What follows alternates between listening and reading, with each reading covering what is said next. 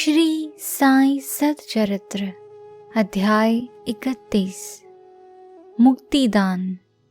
सन्यासी विजयानंद, बालाराम मानकर, नूलकर, मेघा और बाघ की मुक्ति।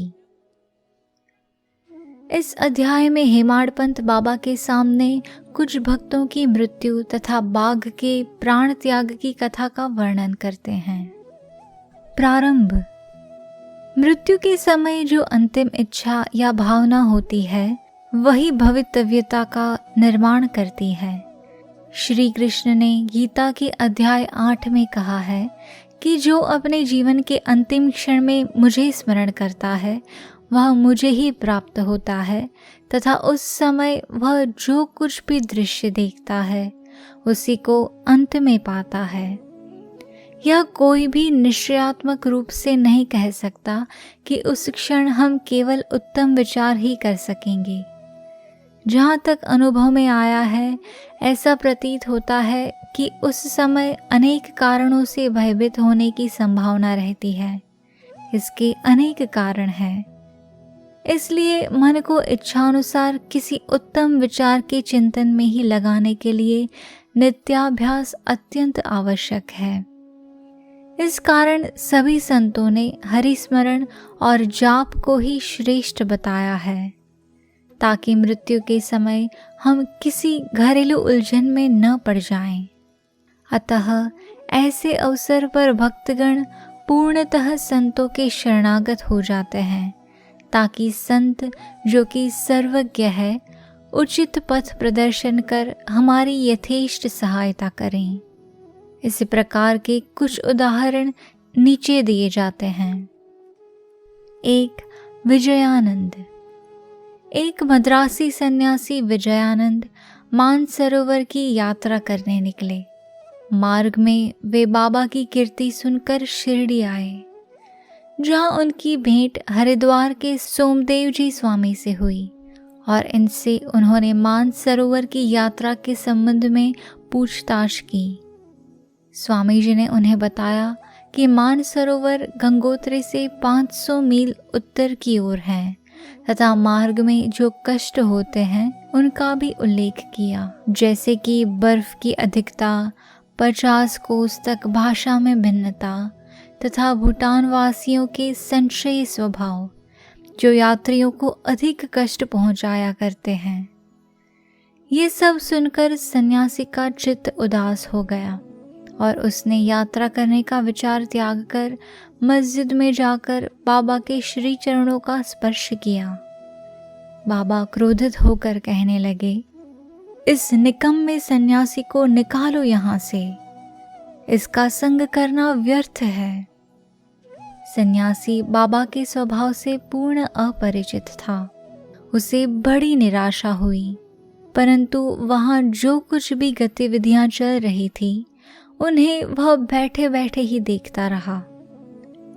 प्रातःकाल का दरबार लोगों से ठसाठस भरा हुआ था और बाबा को यथाविधि अभिषेक कराया जा रहा था। कोई पाद प्रक्षालन कर रहा था तो कोई चरणों को छूकर तथा कोई तीर्थ स्पर्श से अपने नेत्र तृप्त कर रहा था। कुछ लोग उन्हें चंदन का लेप लगा रहे थे तो कोई उनके शरीर में इत्र ही मल रहा था।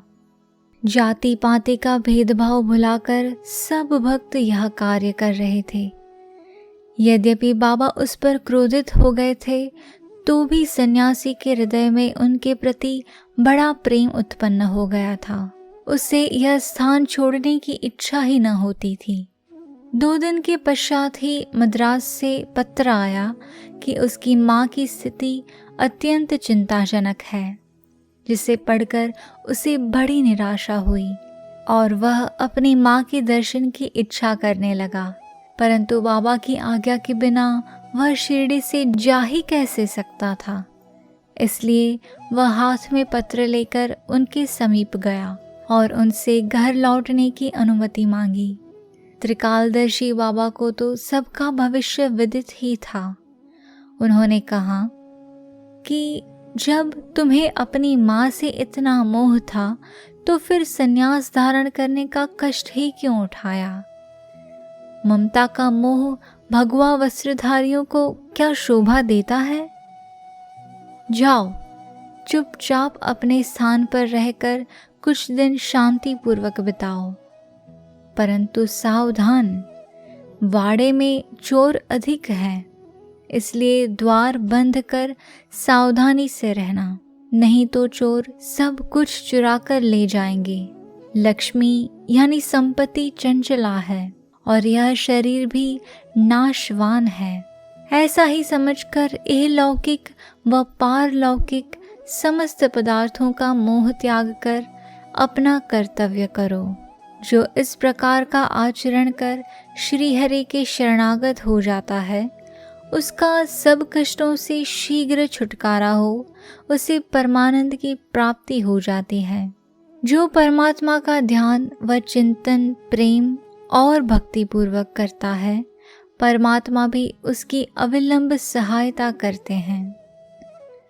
पूर्व जन्मों के शुभ संस्कारों के फलस्वरूप ही तुम यहाँ पहुँचे हो और अब जो कुछ मैं कहता हूँ उसे ध्यानपूर्वक सुनो और अपने जीवन के अंतिम ध्येय पर विचार करो। इच्छा रहित होकर कल से भागवत का 3 सप्ताह तक पठन पाठन प्रारंभ करो, तब भगवान प्रसन्न होंगे और तुम्हारे सब दुख दूर कर देंगे। माया का आवरण दूर होकर तुम्हें शांति प्राप्त होगी।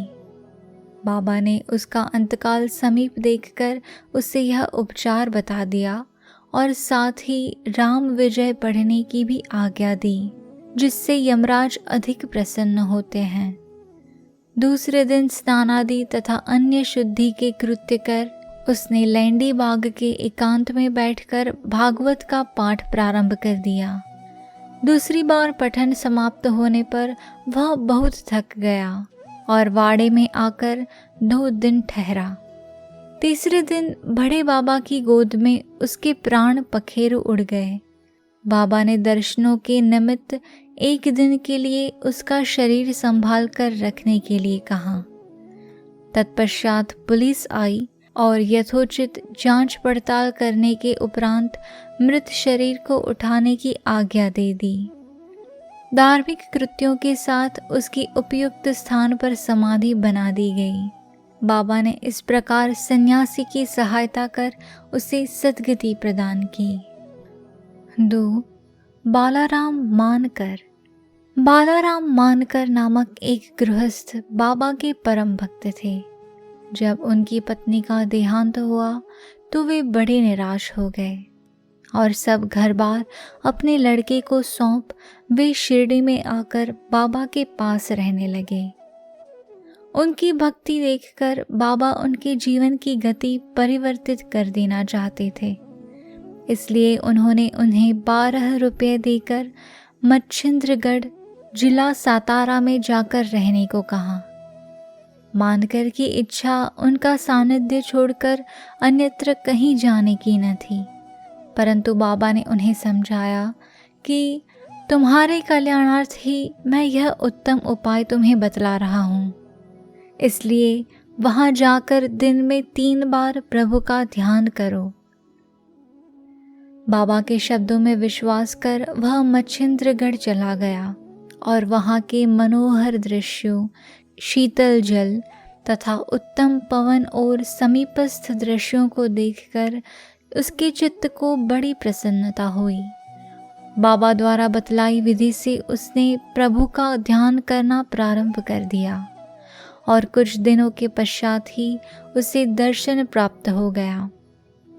बहुधा भक्तों को समाधि या तुरीयावस्था में ही दर्शन होते हैं, परंतु मानकर जब तुरीयावस्था से प्राकृतावस्था में आया तभी उसे दर्शन हुए। दर्शन होने के पश्चात मानकर ने बाबा से अपने को वहाँ भेजने का कारण पूछा। बाबा ने कहा कि शिरडी में तुम्हारे मन में नाना प्रकार के संकल्प विकल्प उठने लगे थे, इसी कारण मैंने तुम्हें यहाँ भेजा कि तुम्हारे चंचल मन को शांति प्राप्त हो। तुम्हारी धारणा थी कि मैं शिरडी में ही विद्यमान हूँ और 3.5 हाथ के इस पंच तत्व के पुतले के अतिरिक्त कुछ नहीं हूँ, परंतु अब तुम मुझे देखकर यह धारणा बना लो कि जो तुम्हारे सामने शिरडी में उपस्थित है और जिसने तुम्हें दर्शन किए, वह दोनों अभिन्न है या नहीं। मानकर वह स्थान छोड़कर अपने निवास स्थान बांद्रा को रवाना हो गया। वह पूना से दादर रेल द्वारा जाना चाहता था, परंतु जब वह टिकट घर पहुंचा तो वहां अधिक भीड़ के कारण वह टिकट खरीद न सका। इतने में ही एक देहाती, जिसके कंधे पर एक कंबल पड़ा था तथा शरीर पर केवल एक लंगोटी के अतिरिक्त कुछ न था, वहां आया और मानकर से पूछने लगा कि आप कहाँ जा रहे हैं। मानकर ने उत्तर दिया कि मैं दादर जा रहा हूँ। तब वह कहने लगा कि मेरा यह दादर का टिकट आप ले लीजिए, क्योंकि मुझे यहाँ एक आवश्यक कार्य आ जाने के कारण मेरा जाना आज न हो सकेगा।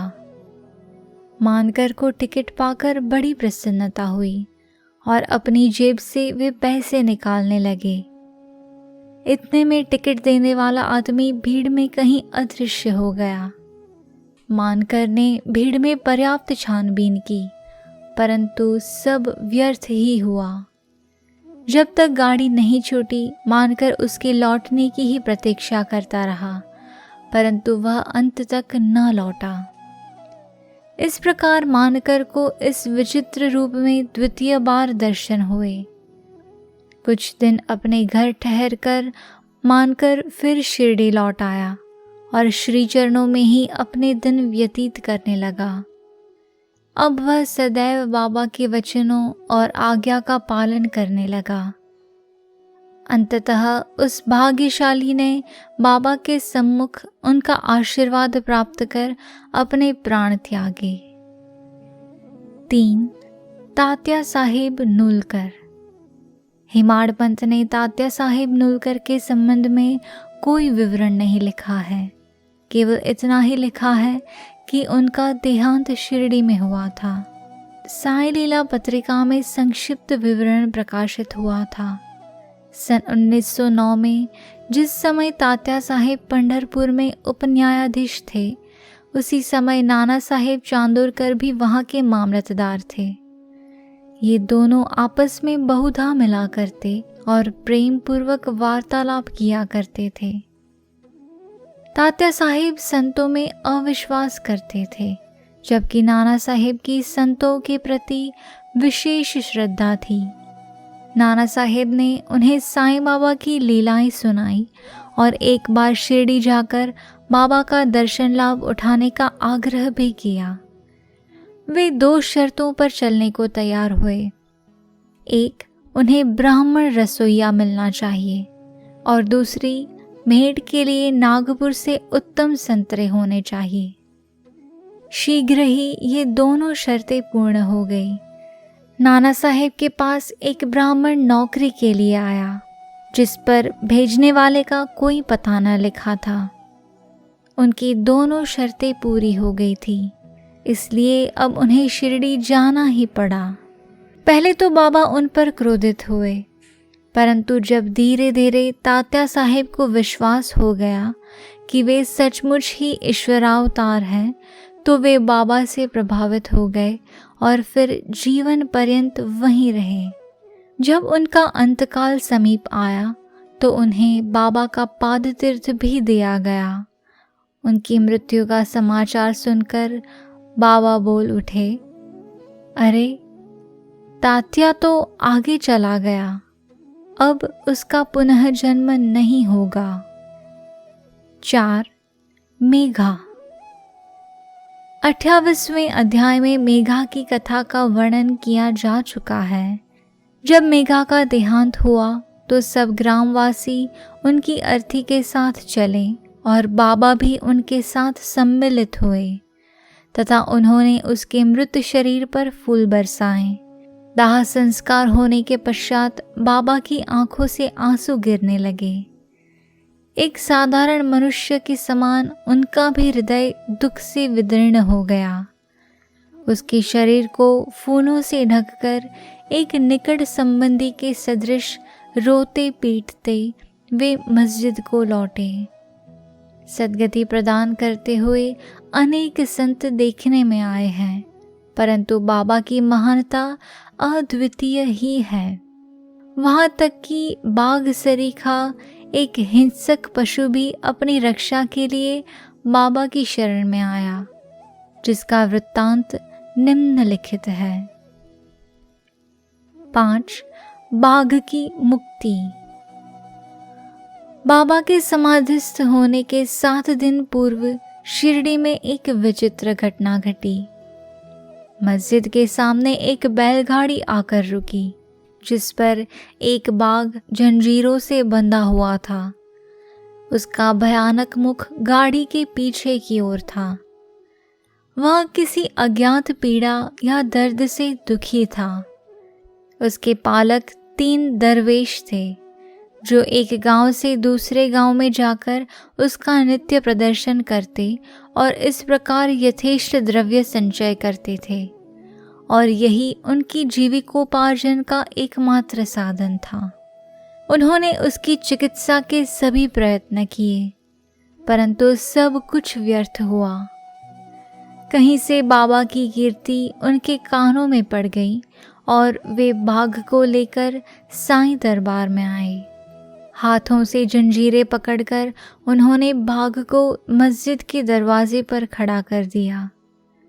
वह स्वभावतः ही भयानक था, पर रुग्ण होने के कारण वह बेचैन था। लोग भय और आश्चर्य के साथ उसकी ओर देखने लगे। दरवेश अंदर आए और बाबा को सब होल बताकर उनकी आज्ञा लेकर वे बाघ को उनके सामने लाए। जैसे ही वह सीढ़ियों के समीप पहुंचा, वैसे ही बाबा के तेज पूंज स्वरूप का दर्शन कर एक बार पीछे हट गया और अपनी गर्दन नीचे झुका दी। जब दोनों की दृष्टि आपस में एक हुई तो बाघ सीढ़ी पर चढ़ गया और प्रेमपूर्ण दृष्टि से बाबा की ओर निहारने लगा। उसने अपनी पूंछ हिलाकर 3 बार जमीन पर पटकी और फिर तत्क्षण ही अपने प्राण त्याग दिए। उसे मृत देखकर दरवेशी बड़े निराश और दुखी हुए। तत्पश्चात जब उन्हें बोध हुआ तो उन्होंने सोचा कि प्राणी रोगग्रस्त था ही और उसकी मृत्यु भी सन्निकट ही थी। चलो, उसके लिए अच्छा ही हुआ कि बाबा सरीखे महान संत के चरणों में उसे सद्गति प्राप्त हो गई।